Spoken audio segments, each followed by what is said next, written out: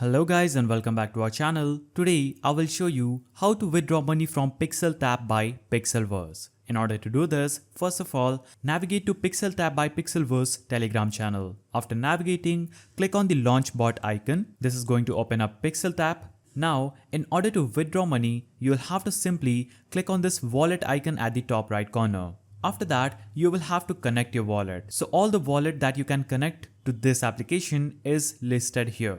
Simply select any one of these by clicking on that wallet. Now click on Yes, I have it.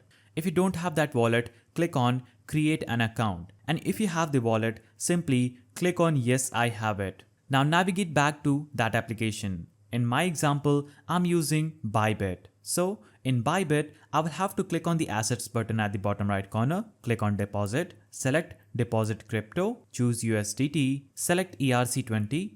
Now I will click on copy address and I will go back to Pixel Tap by Pixelverse. I will paste that address here.